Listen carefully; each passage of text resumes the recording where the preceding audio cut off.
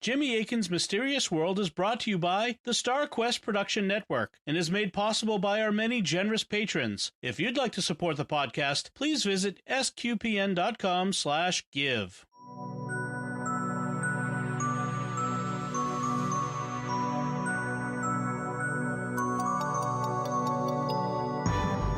You're listening to episode 78 of Jimmy Akin's Mysterious World, where we look at mysteries from the twin perspectives of faith and reason.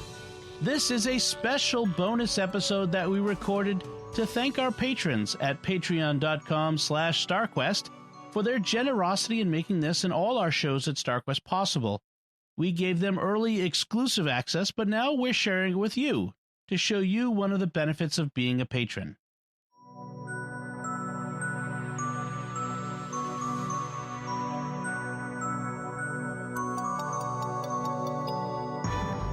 Welcome to Jimmy Akin's Mysterious World, which is made possible by you, our patrons on Patreon.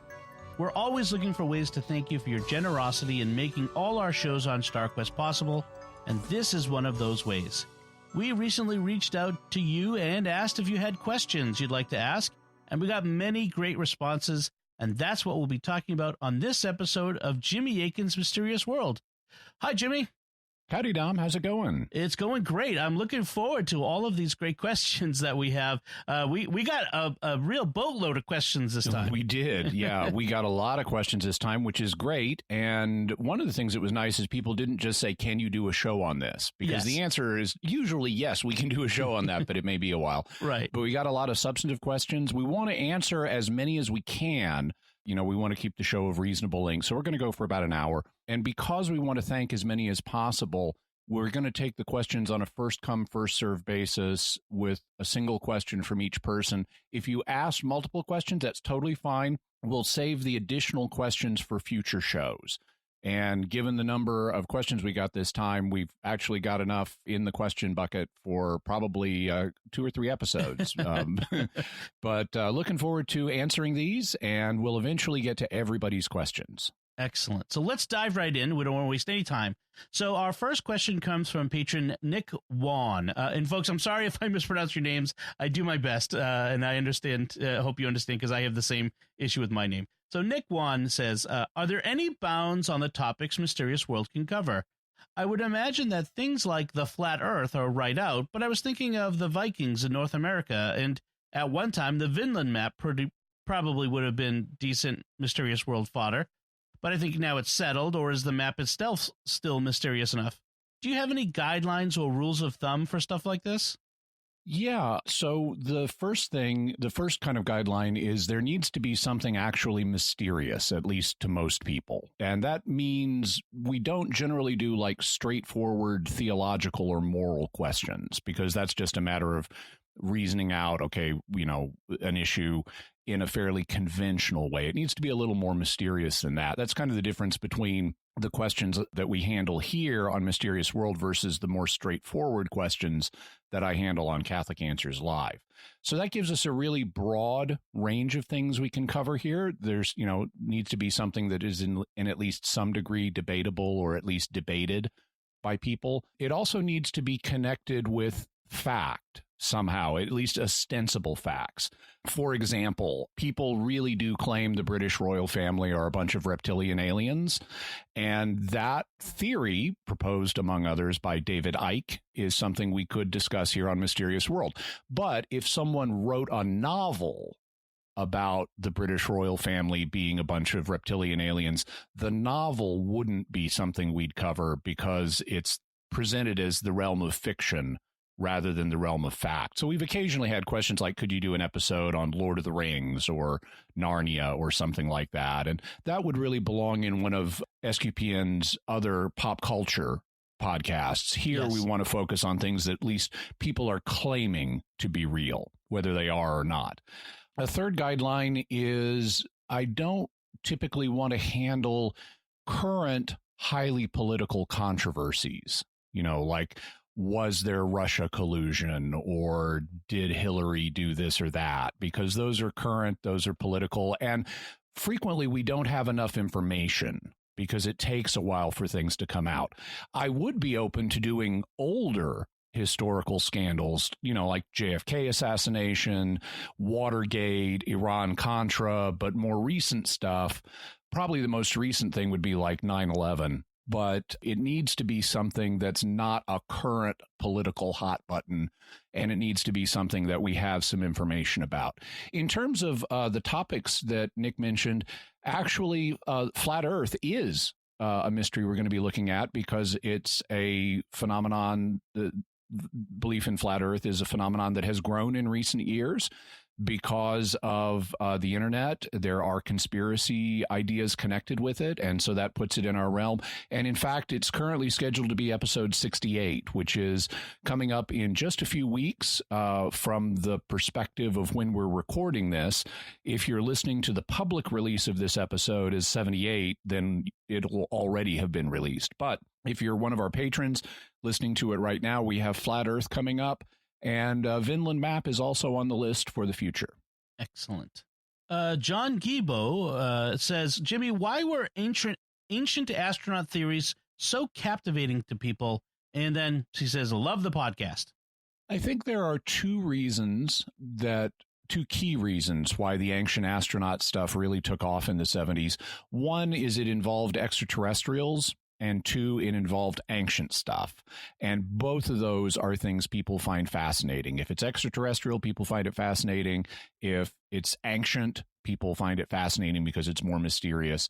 There was also a kind of superficial plausibility to a lot of the claims regarding ancient astronauts. We had these ancient inscriptions that you could interpret as, ooh, that sounds kind of like an alien. There were descriptions of things, like pictures that you could look at and say, ooh, this Mayan carving looks like a guy in a space chair on a rocket ship. And then there were things called ooparts, or out-of-place artifacts, that seemed to be technology that shouldn't have, or the products of technology that shouldn't have existed in the ancient world. Things like the Baghdad battery and stuff like that. And we will be talking about all that in the future. But I think that's basically why it's the two exotic things, extraterrestrials and antiquity, coupled with the superficial plausibility of some of the evidence that was presented for the thesis.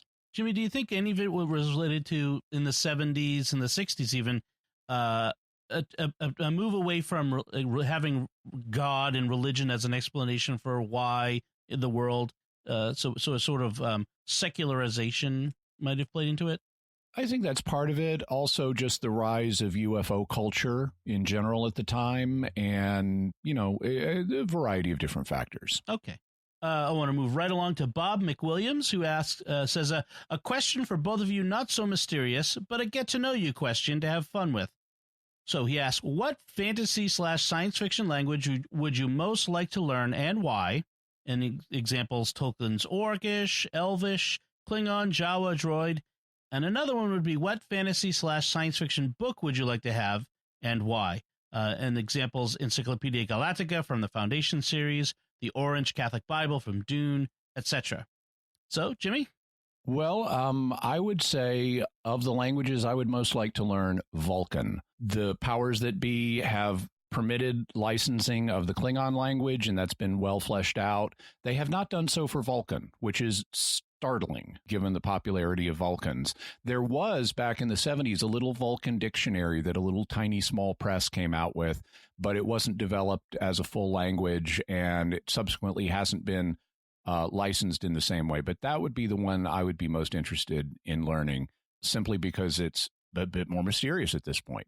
In terms of what fantasy book I would like to have, I'm tempted to say the Necronomicon, but actually that would probably be a bad idea.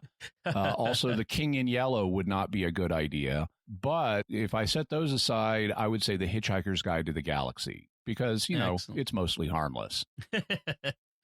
So if I were to answer this, I would say, what languages would I like to learn? Tolkien's Elvish languages, like Quenya, I forget how he pronounces the QU, or Sindarin. In fact, I tried years ago. I got some fan books before the movie, long before the movies. Now with the movies, they've really developed the language, and so there's really something to learn there. I may come back to that someday. I don't know. I'm of an age where learning languages is more difficult than it used to be. For the book, I would say, well, at my first glance, I'd say Red Book of Westmarch from Tolkien's Middle-earth. But, of course, I own that. Actually, it's called The Lord of the Rings, and it's sitting on my shelf in a one-volume red leather edition.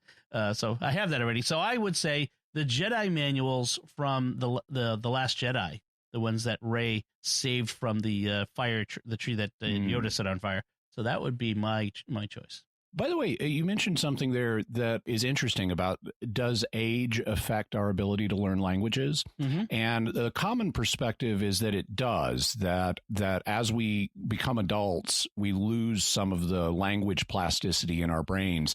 I'm personally not convinced that's the case. Oh. I think it does get harder to learn accents, to learn new sounds. Like if there's a sound that it doesn't exist in your language, it's harder to learn that as an adult. That's like why Japanese people sometimes have difficulty distinguishing between L and R. It's also why English speakers have difficulty distinguishing between two different kinds of P sound that are distinguished, for example, in some languages in India, but not in English. Huh. One of the P's is more breathy than than the other. You can hear both of them in the word pop. One of them is breathier than the other. Okay. But English speakers normally don't distinguish those. So we have the Japanese LR thing. It's just, for us, it's two Ps. But while I think it is harder for the adult brain to encode new phonemes, new sounds, I'm not convinced that that's the case for learning vocabulary or grammar. I've experimented with learning, a variety of different languages to an extent, and I think that actually adults and children are pretty similar in their ability to learn vocabulary and grammar. The difference is when you're a toddler, you are completely dependent on other people to do things for you, and you have no way of asking them to do those things unless you learn the language. And those two factors create a high motivation to learn the language. But if you took an adult and disabled them so they couldn't do things for themselves and had no way other than learning a new language to get things done, they would be highly motivated to learn new vocabulary and grammar. Right, like dropping them into a foreign place with no one speaks your language. And where they can't move around and do stuff for themselves, yeah. Wow, yeah. So new language, woohoo, I'm going to learn one. All right. So our next question comes from Richard Vega, who says, I've heard people say the U.S. government has protocols in place for first contact. If this is true, do we know what they are? And how close are both old and new movies in accuracy, I guess? We don't have, there has been work done in this area. Back in 1950, I believe, there was a military paper that the U.S. military came up with called 7 Steps to Contact that involved determinations of, okay, once we detect alien intelligence, what do we do? The general plan was sit back, figure out if they're smarter than us, if we're smarter than them, or if we're kind of equal. And if they're not if they're not smarter than us, begin remotely surveilling them and potentially even start collecting specimens from their planet, including them. So start abducting the aliens and figuring out their defense capabilities and stuff. In the 1960s, there was a report known as the Brookings Report, which also took a look at this. And then more recently, SETI, the Search for Extraterrestrial Intelligence, has a declaration of principles that they've come up with. It's not official government policy, but it is kind of the recommended policy by the people who are actually looking for aliens. In terms of what secret protocols may exist, well, they're secret. I don't know. I did see there was a show, a number, and I think movies and TV shows are probably include the same possibilities that people have already thought of, like be quiet for a while, don't necessarily immediately tell everybody, approach contact gingerly, things like that. I did see a show a few years ago, I believe it was just called Invasion, and I may have that wrong. There were 2 very similar shows on at the same time. One of them starred Brent Spiner in a supporting role, and the series was based around a contingency planner who she had come up with like dozens and dozens and dozens of contingency plans for different disasters that could happen, including alien invasion. Oh, I know what it was. It was called Threshold. And so in the pilot episode, they like wake her out of bed in the middle of the night, tell her one of her contingency plans has been activated. She says, which one? And they say Threshold. And that's the initial breach of a potential alien invasion. And then as the series was going to progress, the second season was going to be called Foothold, meaning a substantial alien invasion presence. And then the final third season was going to be called Stranglehold. Oh. So you can imagine how things were going to go in the process of dealing with this alien invasion. Yeah. But one of the things I loved about that show was at various points, they're like disappearing people who've had contact with aliens and maybe been compromised by the aliens. And a government official says to the contingency planner, how many people do you think you can just disappear without anyone noticing? She says, 300. That is creepy. That's good. Oh, wow. Okay, so moving on to the next question. John Scrivo asks, what do you think about carbon monoxide poisoning as a theory for Dyatlov Pass? Well, first of all, we're probably going to have a Dyatlov Pass update in the future because there's a new examination of the Dyatlov Pass incident being done in Russia right now. So we're going to want to update people once there are results from that. In terms of the idea that they got carbon monoxide poisoning in the tent due to their wood stove, and that led to them being dazed and confused, it's possible. And wood-fired stoves can generate carbon monoxide and can fill up a tent if they're not properly ventilated. But I would think before carbon monoxide poisoning would set in on them, if there was a leak, it would have been leaking smoke all throughout the tent too. And I would think the smoke would have driven them to cut their way out before they got carbon monoxide poisoning. So it's a possibility, but I don't think it's the only possibility. Okay. Joel Kolb says, a lot of the following words get tossed around in Catholic theology and philosophy, and some seem to overlap in their definitions. Could you give a brief definition of the words will, intellect, heart, soul, and mind? Are these terms deemed arcane by modern psychologists or brain scientists? And if so, why? So the term will refers to the capacity to make choices. Intellect, on the other hand, is the capacity to know things, to figure things out. Heart is usually, historically, is used as a synonym for the center of one's being.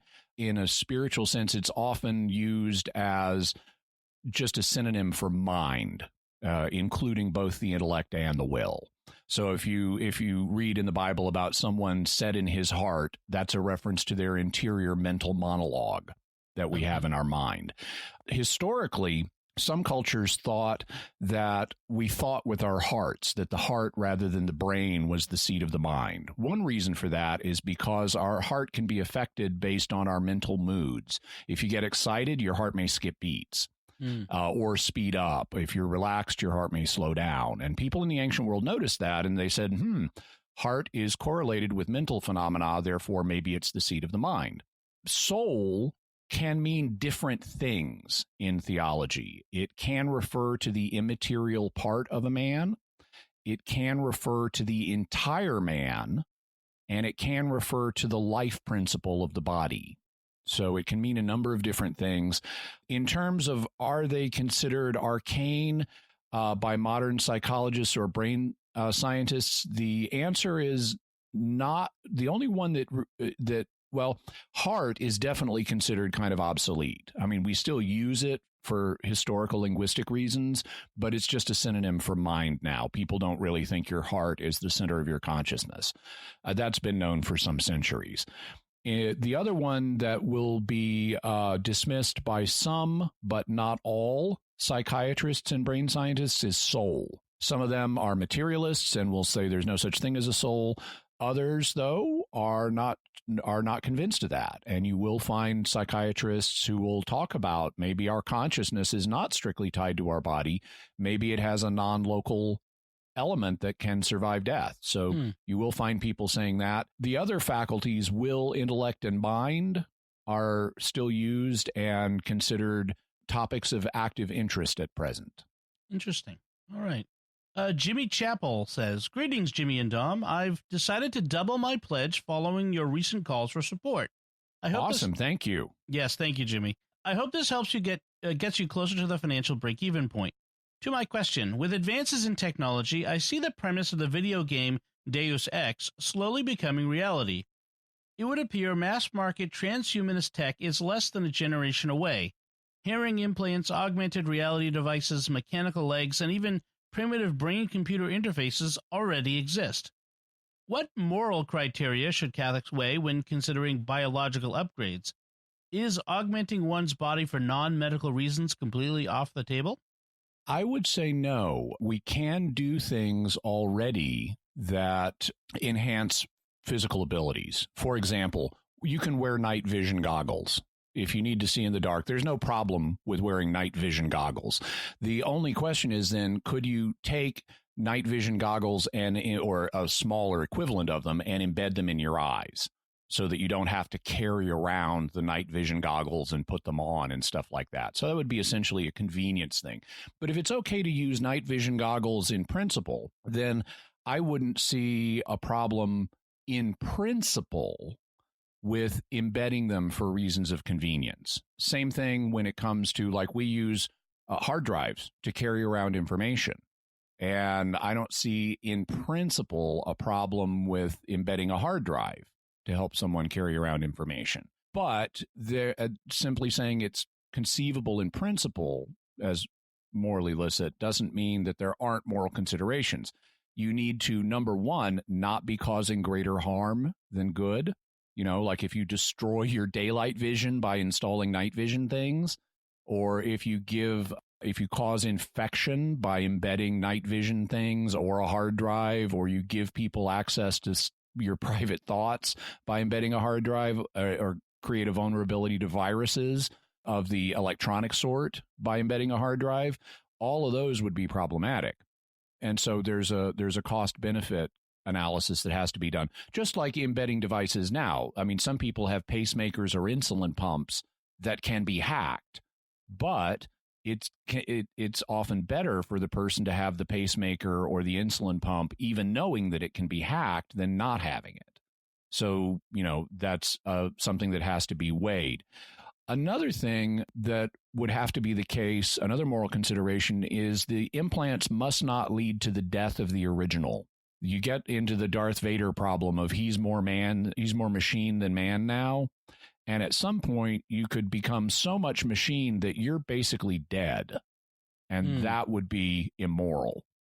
Also, the use of these implants must not create grave social disorders, like a technological superclass of rich people who can afford them and then drive everyone else into subjugation and poverty.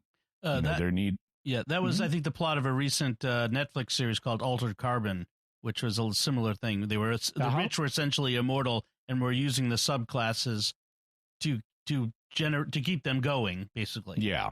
Okay. So it can't lead to grave social disorders like that.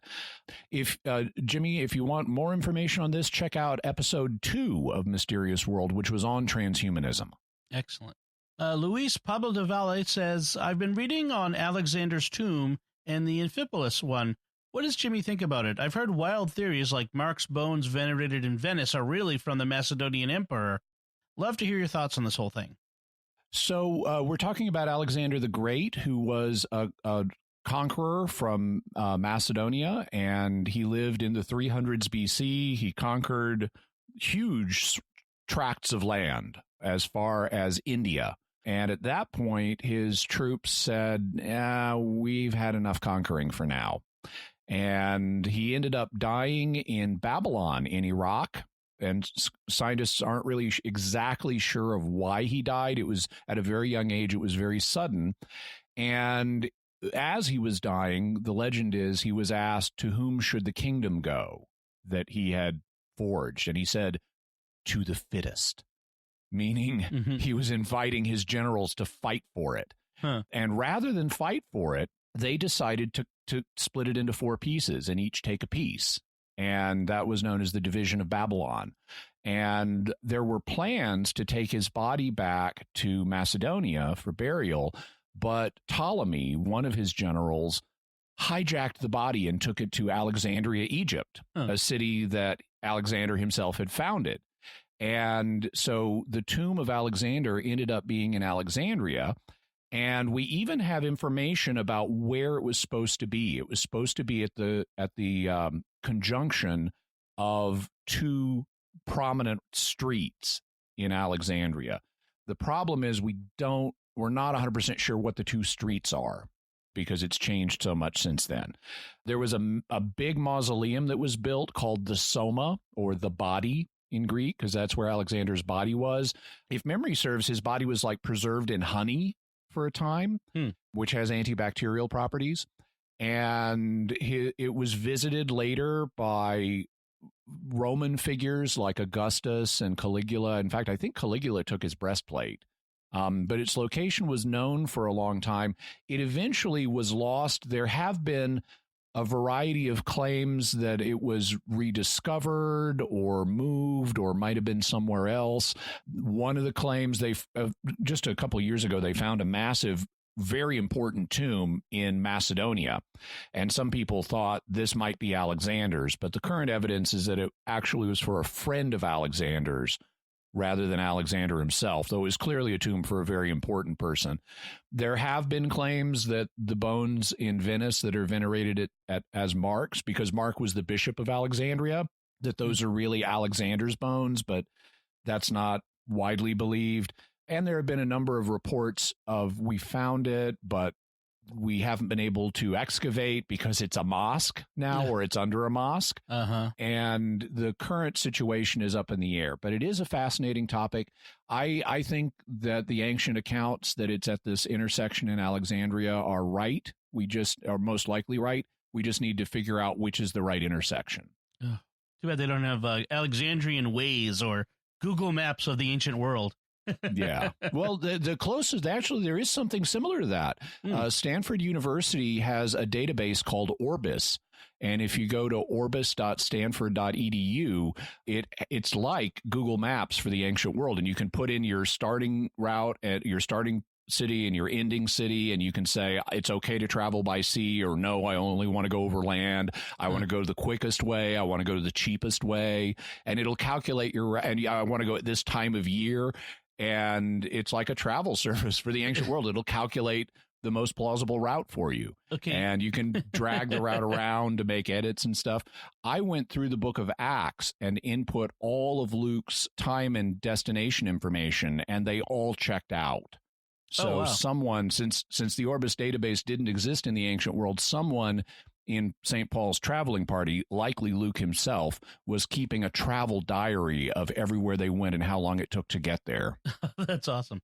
Well, if anybody's planning a trip in the TARDIS, make sure to check with that website first.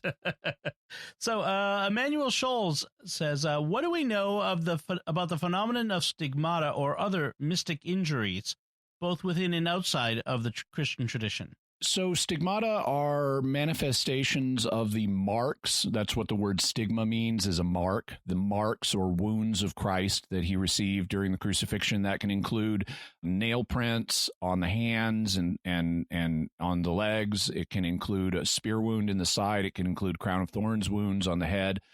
And these are most commonly reported in the Catholic tradition. They have been studied, including some recent ones. The bottom line is it's like other phenomena. Some of them are real, some of them are fake, and some of them are imaginary. You get a mix of causes for these things. Some of them are genuinely supernatural, not all of them. I don't have a lot of information about mystic injuries in other religions, although there is some information on that I've encountered, and we'll have a link in the further resources. But this is on the list of future show topics, stigmata and other mystic injuries. Good one. Sean Fitzgerald says, hi, Jimmy. Did Jesus ever get sick or experience any physical suffering during his life? And if he did, would it have been redemptive suffering? Or is it only at the point where his passion begins that his suffering is redemptive? So Jesus was born in a non-glorified state, such that he was capable of being injured. And we see that obviously in the crucifixion. He got injured to the point of dying. So he could be injured by physical things like nails and blows and puncturing things. So if he could be injured by those because he's not glorified in his earthly life, he could be injured by viruses and bacteria because they're physical things that attack your cells. It's on a smaller scale, but in principle, if he's not protecting himself supernaturally, then his physical body would be vulnerable to attack, including by Roman soldiers and dogs and microbes and bacteria. Having said that, Scripture never mentions him getting sick, and it does attribute to him miraculous healing powers. He's the great physician. And so if you're the great physician, even though he chose not to protect himself from Roman soldiers, he may have chosen to protect himself from viruses and microbes or sickness in general. So I can't say for sure one way or the other because we don't have enough data. I can say that unless he miraculously protected himself, he would have potentially been vulnerable to the same causes of sickness that the rest of us deal with, but he may have protected himself. In terms of if he didn't and he got sick, would it be redemptive, or did the redemption only start at the Passion? The Catechism of the Catholic Church has a couple things to say about this. If you look at paragraph 518, it says, Christ's whole life is a mystery of recapitulation. All Jesus said and suffered had for its aim restoring fallen man to his original vocation. So all that Jesus suffered had this as its aim. Now, you could say the Catechism's using a restricted universe of discourse and it's only talking about the Passion narrative, but that's not suggested by the next paragraph, 519, which says, all Christ's riches are for every individual and are everybody's property. Christ did not live his life for himself, but for us. From his incarnation, for us men and for our salvation, to his death for our sins, and resurrection for our justification. He is still our advocate with the Father, who always lives to make intercession for us. He remains ever in the presence of God on our behalf, bringing before him all that he lived and suffered for us. So that seems to expand the scope of redemption to Christ's entire life. At least you can argue that it does. And so I would be inclined to say that it's an open theological issue. Would all of his sufferings in his entire life have been redemptive, or would only those in the final few, hours of his life have been redemptive? Or it could be a combination, that they're all redemptive in some way, but the final bit of suffering in the Passion narrative is redemptive in a special way that the previous ones didn't fully participate in. Okay. Joel Lowell says, Jimmy, are you familiar at all with the Lost Dutchman's gold mine?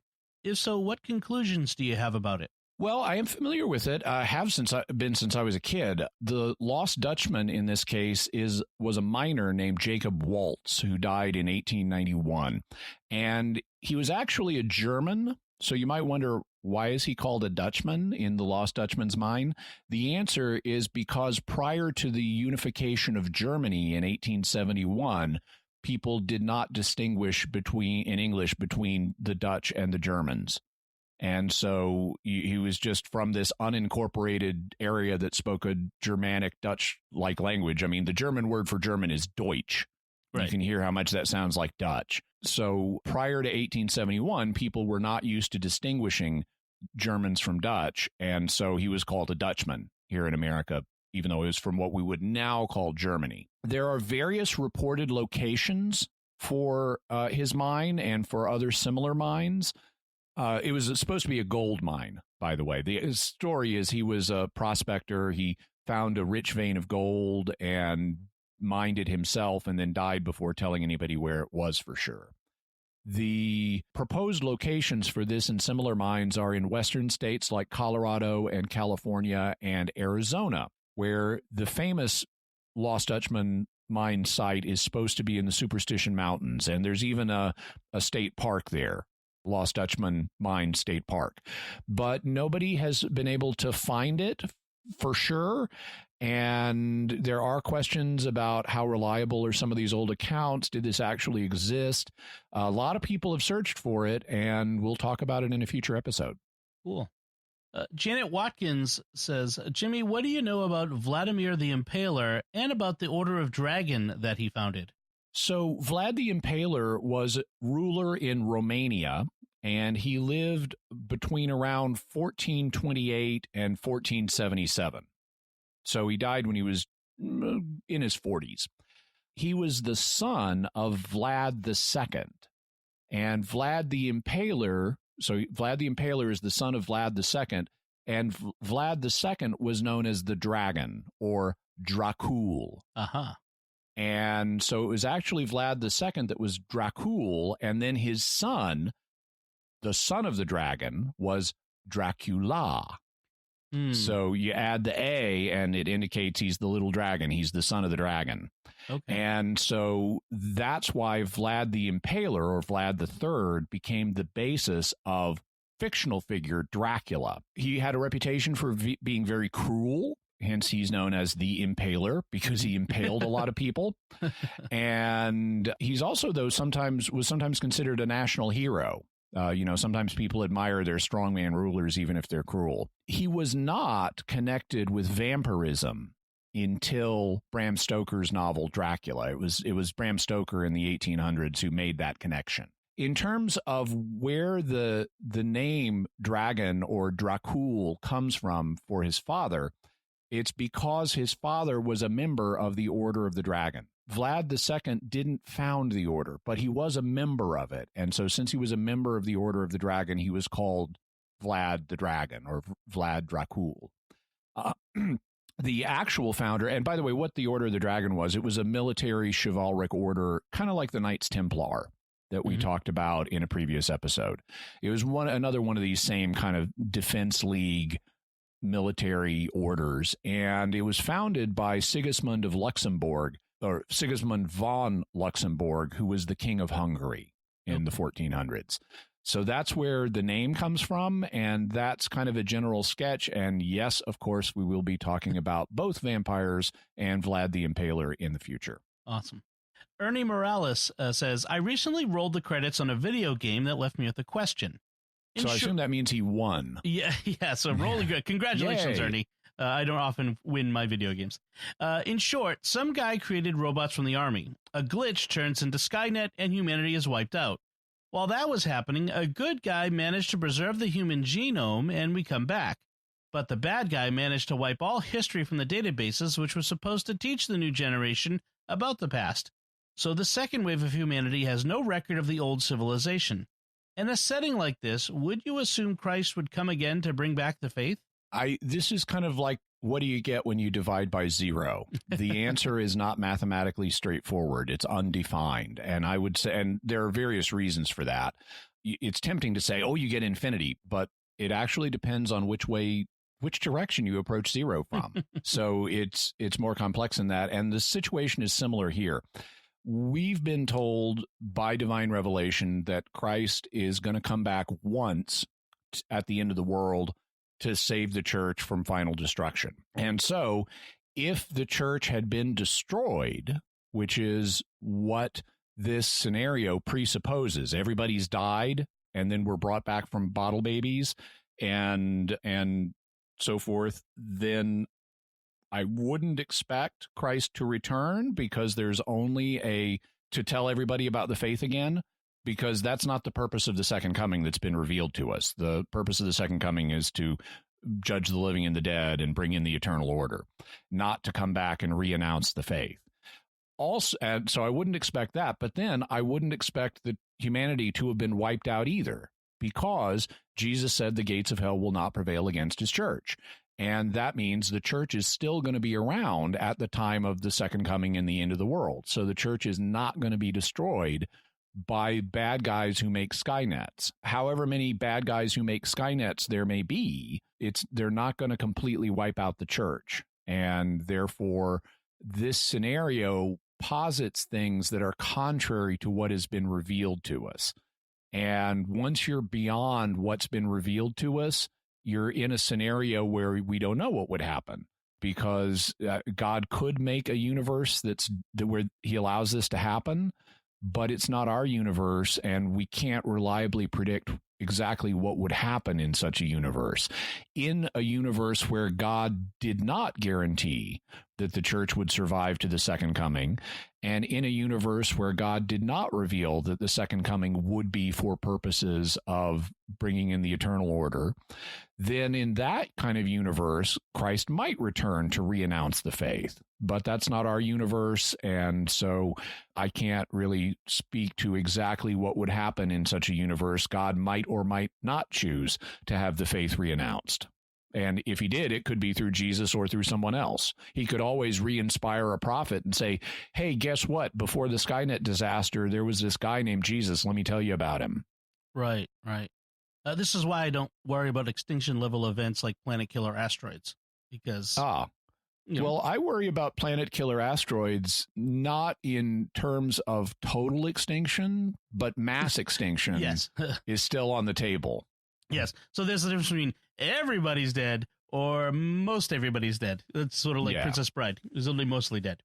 Colin Mount says, do you believe the daughters of man and the sons of God that intermarry in the book of Genesis is referring to fallen angels laying with human women, or are the daughters of man the children of Cain and the sons of God the children of Seth? So these are two of the possibilities that have been proposed, that the sons of God who intermarry with the daughters of men in Genesis are fallen angels, or it's a mixing of the righteous line of Seth with the wicked line of Cain. Those are two of the possibilities. A third possibility that's been proposed is that the sons of God are the ruling class, the priests or kings or priest kings, and they're intermarrying with commoners.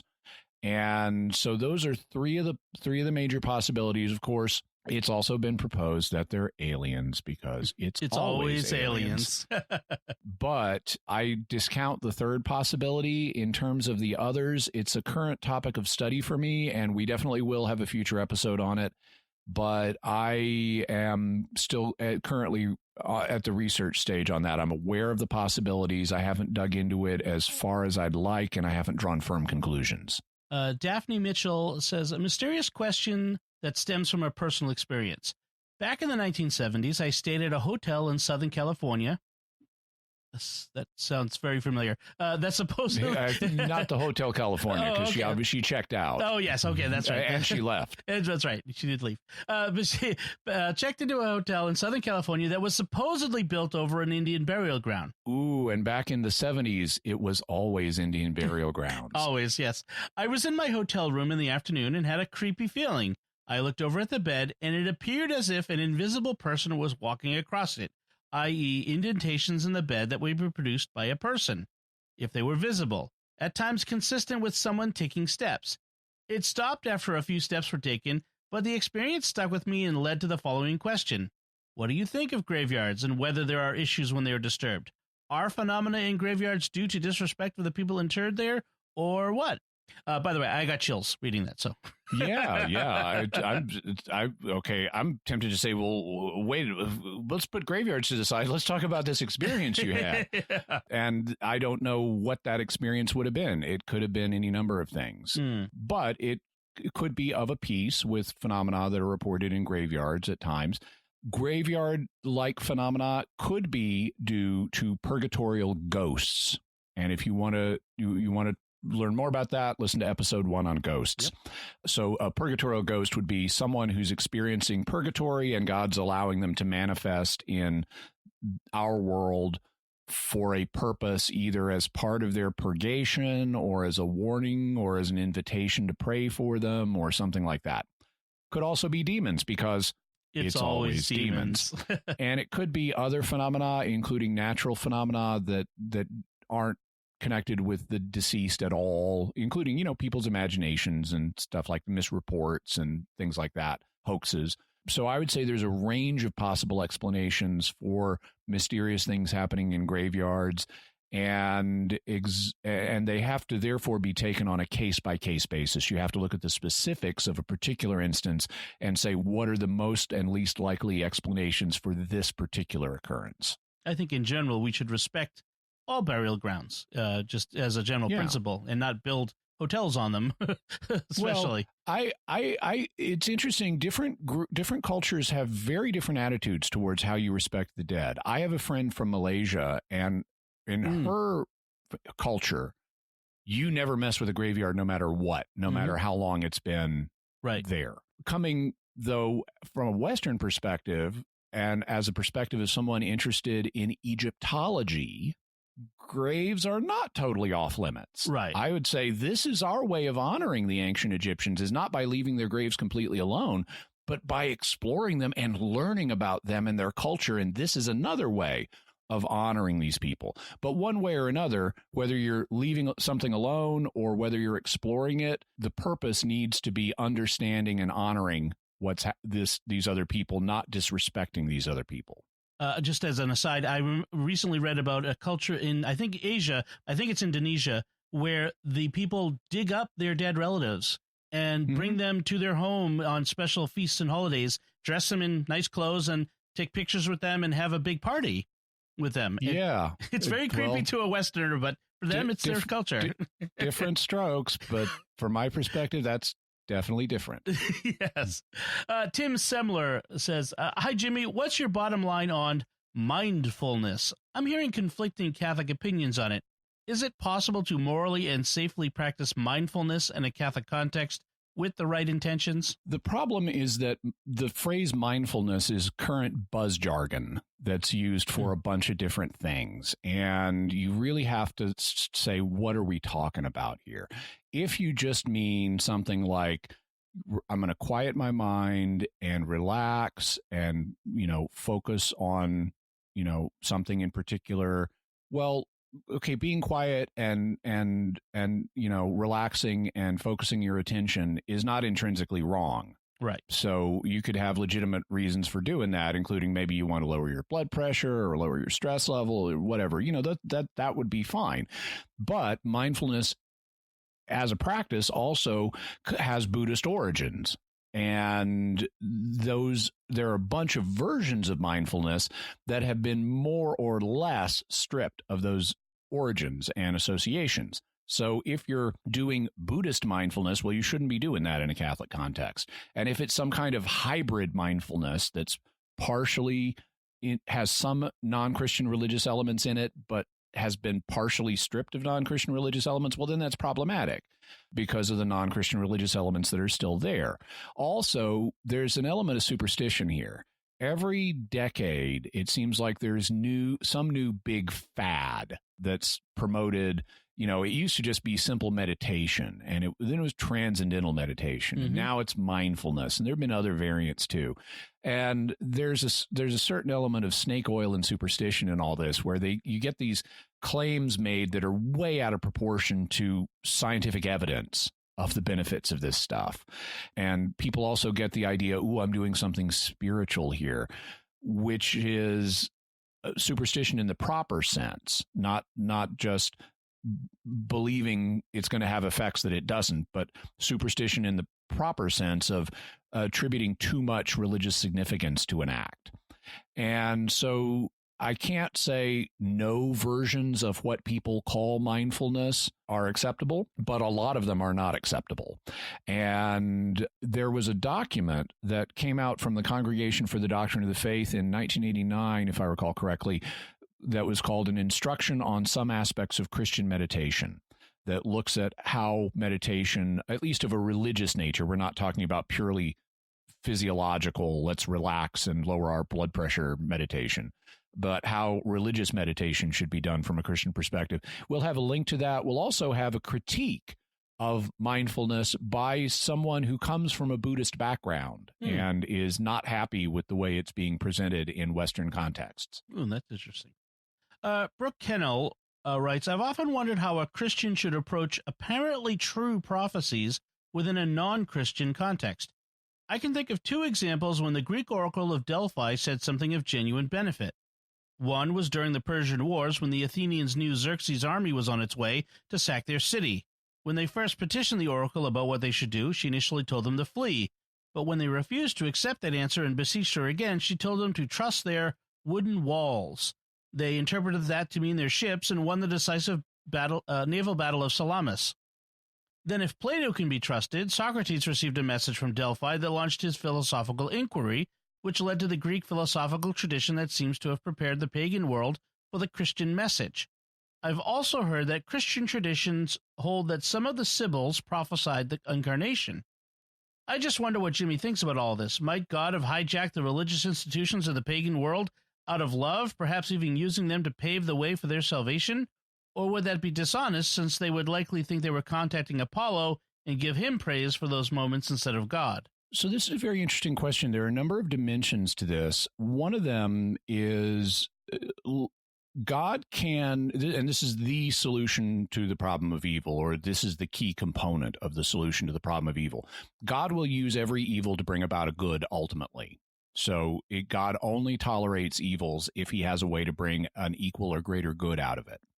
And that applies to Greek religious institutions like the Oracle at Delphi. So it's true that God used various Greek institutions to prepare the Greek world for the gospel. That's definitely true, and that's something that, the church fathers, for example, talk about. They refer to elements in Greek culture that helped prepare the way as seeds of the gospel that can then be germinated with Christian evangelization. And it's certainly possible that God could use the Oracle at Delphi or even other things like the Sybil or Socrates' little interior voice, which Brooke didn't mention, but Socrates claims he has, if you read the Apology, he claims he has a little voice, an instinct that he sees as supernatural that guides him. God could use all those things to help prepare the way for the gospel. The question would be, did God directly intervene, or did his agents directly intervene? Like, did he send an angel to tell the Oracle at Delphi, say this? And that's more problematic. I would be more inclined to see accurate information coming from, say, the Oracle at Delphi as being due to one of a number of different possibilities. Number one, demons, because it's always demons. Number two, fakes, that the Oracle at Delphi was notoriously ambiguous. Like, there's the famous case where a king comes to her and says, should I attack these people? And she says, if you do, a great empire will be destroyed. And that's like, okay, he takes it to mean I'm going to destroy them. But then in hindsight, no, you're the one who gets destroyed. Well, the answer is studiedly ambiguous. I think a lot of the phenomena that were attributed to the Oracle were, due to hoax, or not quite hoax, but they believed in this stuff. They believed the Oracle had these powers, and the Oracle's imagination would be responsible even in cases where there wasn't deliberate fakery going on. Just like a lot of psychics today talk themselves into, yes, I'm having this real psychic impression of what's going to happen. Then there's the possibility that there could be aspects to human consciousness that allow us to gain information naturally about distant things or future things. We'll have future episodes exploring the ideas of, are there really psychic abilities or not? And, it's also possible there could have been some blending of supernatural, divine, or, God or his agents taking a hand in some of these things. The one that in the ancient world had the most cred from a Christian perspective was the Sybil. By the way, before we move on, I should mention the Oracle at Delphi, and there were various oracles in different places, but they were highly prized in the ancient world. There was actually a war known as the Holy War fought over one of the oracles. But in terms of the Sybil, there were various Sibyls. They were, women prophets.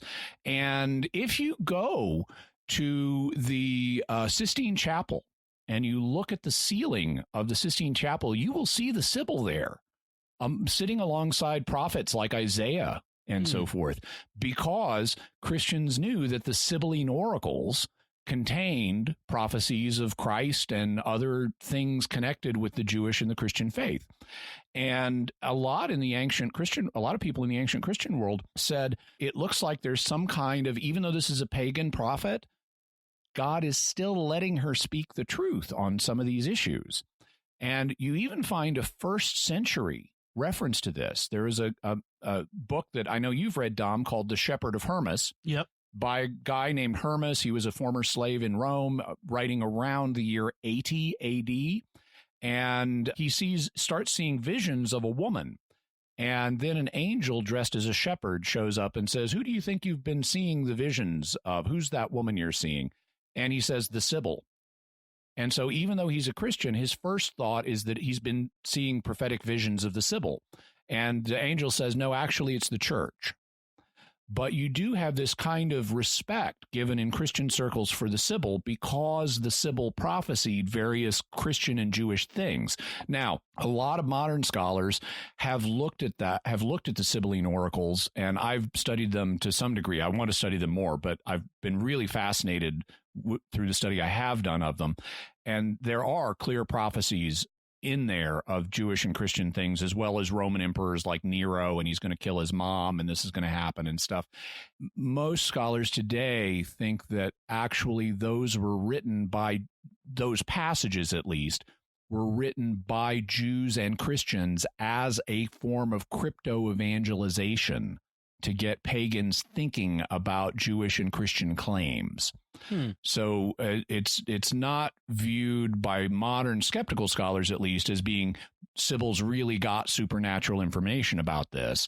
It's thought Christians and Jews were doing evangelization using these prophetic tracts.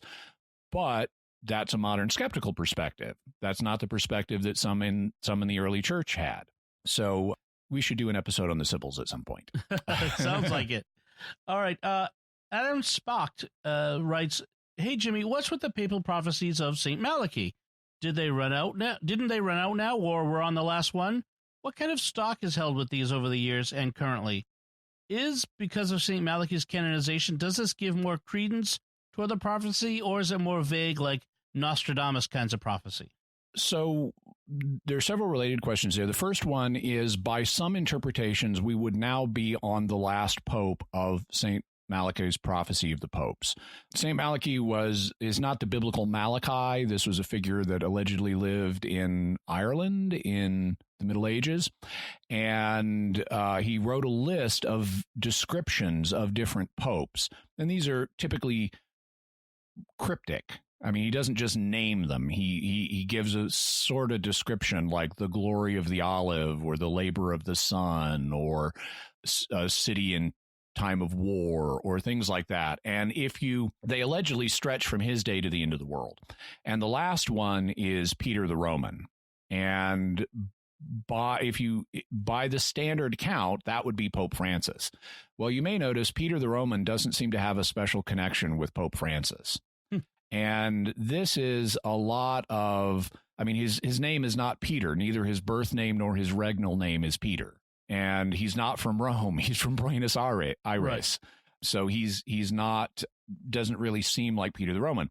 On the other hand, some people have said that there could be a gap in the prophecies between the last one, which would be the penultimate one, which would be Pope Benedict, and the ultimate one, Peter the Roman. And so we could be living in this gap because there's a textual shift in the description. The difficulty is that we have no evidence that the historical St. Malachy wrote this thing. It does not appear until centuries after his time. It was found around 1590. And if you do an analysis of the descriptions of the popes, they are, for the most part, bang on before 1590, and then they suddenly get vague after 1590, and it's hard to match them up with the popes. I did an analysis a few years ago of this, which we'll have a link to, where I classified the different descriptions as hits, misses, or ambiguous. And before 1590, you get lots of hits. After 1590, you get lots of misses and ambiguouses. So what this looks like is a forgery that was created around 1590 to support particular interests. So I don't view the prophecy of the popes as being at all reliable. There have been people who have thought more highly of it than I do, but taking a hard-nosed look at the data, it just looks like a forgery to me. So, Jimmy, we've gone a little over an hour now, and we should probably begin to wrap things up. We have a bunch more questions from patrons. Some of them sort of go over similar ground that we've already covered. We'll save all of those for our next time that we do this, so don't despair. Your questions are still there, and so we'll still get to them. There's a lot. You guys really came up with a bunch this time.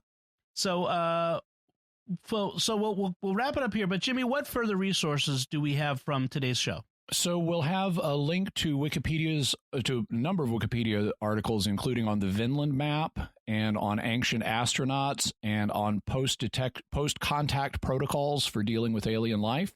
We'll have a link to their article on the Brookings report that I mentioned, and we'll have a link to a Live Science article on similar protocols, including the one from the 1950s, the military one, 7 Steps to Contact. We'll have a link to a post on Quora about the carbon monoxide theory of Dyatlov Pass, as well as information from people who make wood-burning stoves about wood-burning stoves and carbon monoxide. We'll have information on the tomb of Alexander the Great, on stigmata, on the Lost Dutchman's gold mine, on Vlad the Impaler and the Order of the Dragon, on the Nephilim, on mindfulness, including that critique of mindfulness from someone coming from a Buddhist background, as well as the 1989 CDF instruction on Christian meditation, and my analysis of the prophecy of St Malachy. Excellent. Well, that's it from us. I want to thank all of you, our patrons, and especially those of you who submitted questions. You can submit feedback to this show by going to patreon.com/StarQuest, or by visiting sqpn.com or the Jimmy Akin's Mysterious World Facebook page and leave some feedback there. You can send us an email to mysterious@sqpn.com or send a tweet to @MYS_world with the hashtag of Mysterious Feedback. Remember to like and share the episodes of Jimmy Akin's Mysterious World as you listen to them on Facebook, and retweet them on Twitter, and spread the news about the podcast, and please help us to make it grow. That's what we really do appreciate, all your help with that. You can find links to Jimmy's resources from our discussion on our show notes at patreon.com/StarQuest, and eventually at sqpn.com/mysterious when we release this episode to all listeners. Until next time, Jimmy Akin, thank you for exploring with us our mysterious world. Thanks, Tom. And once again, I'm Don Bettinelli. Thank you for listening to and supporting Jimmy Akin's Mysterious World on StarQuest. We hope you've enjoyed this Patrons Question Show. Jimmy Akin's Mysterious World is only possible because of the generosity of our patrons on Patreon. If you'd like to support Jimmy Akin's Mysterious World and have your questions answered on future shows for patrons, go to sqpn.com/give.